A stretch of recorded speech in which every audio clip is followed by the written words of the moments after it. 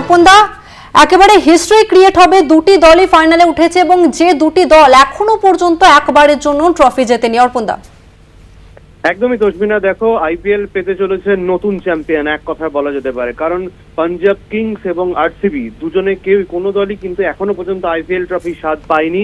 তাই আগামীকাল যে ম্যাচ রয়েছে 3 জুন, সেখানে যে চ্যাম্পিয়ন হবে সেই কিন্তু নতুন দল হিসাবে চ্যাম্পিয়ন হবে, অর্থাৎ আইপিএল পেতে চলেছে নতুন চ্যাম্পিয়ন। কিন্তু তার থেকেও বড় কথা যেটা হলো, এখানে দুটো ফ্যাক্টর কাজ করছে তসমিনা। সেটা হচ্ছে যে যদি পাঞ্জাব কিংস চ্যাম্পিয়ন হয় তাহলে বিশ্ব ক্রিকেটে নজির গড়বেন শ্রেয়াস আইয়ার, কারণ গত সিজনে তিনি কলকাতাকে চ্যাম্পিয়ন করেছিলেন অধিনায়ক হিসাবে, এবং যদি এবছর পাঞ্জাবকে তিনি চ্যাম্পিয়ন করেন তাহলে অধিনায়ক হিসাবে দুটি ব্যাক টু ব্যাক ইয়ারে তিনি চ্যাম্পিয়ন হবেন। এবং সবচেয়ে বড় কথা, দুটি অন্য ফ্র্যাঞ্চাইজি থেকে তিনি চ্যাম্পিয়ন হবে, যা বিশ্ব ক্রিকেটে নজির হতে চলেছে। এবং অন্যদিকে তুমি যদি আরসিবি দেখো, তাহলে আরসিবি কিন্তু এখনো পর্যন্ত আইপিএল চ্যাম্পিয়ন হয়নি, তারাও কিন্তু প্রথম ট্রফি স্বাদ পাবে যদি জেতে।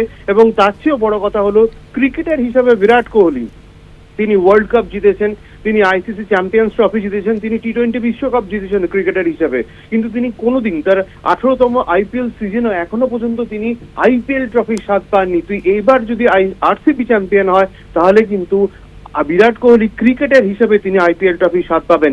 একটুখানি বলে রাখি গত ম্যাচের ইতিহাস, কালকে বৃষ্টির জন্য অনেক দেরিতে খেলা শুরু হয় এবং যদিও 20 ওভার পর্যন্ত খেলা হয়েছিল, মুম্বাই ইন্ডিয়ান্স প্রথমে ব্যাট করে 203 রান তুলেছিল এবং Punjab Kings back to back wicket হারিয়ে কিন্তু চাপে পড়ে গিয়েছিল। তারপরে কিন্তু জস ইংলিশ এবং শ্রেয়াস আইয়ার অধিনায়ক অসাধারণ ইনিংস খেলেন, তারপরে নেহাল ওয়াদেরা অসাধারণ ইনিংস, এবং শ্রেয়াস আইয়ার লাস্ট বলে 4 মেরে কিন্তু দলকে চ্যাম্পিয়ন করেন।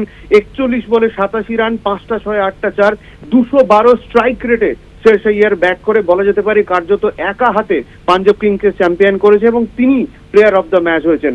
এক কথায় বলা যেতে পারে অসাধারণ একটা ম্যাচ মুম্বাই ইন্ডিয়ান্সকে হারিয়ে। এবং আগামীকাল অর্থাৎ 3 জুন যে আইপিএল চ্যাম্পিয়ন হতে চলেছে, তাতে কিন্তু নতুন দল পেতে চলেছে আইপিএল। সেটা কে পায় সেদিকে নজর থাকবে। পাল্লা ভারী দুদিকে ম্যাচ, 50-50 পাঞ্জাব এবং আরসিবি। যদিও ফার্স্ট কোয়ালিফায়ারে কিন্তু পাঞ্জাবকে হারিয়েছিল আরসিবিতে, সেই কারণে আরসিবি কিছুটা এগিয়ে হলো।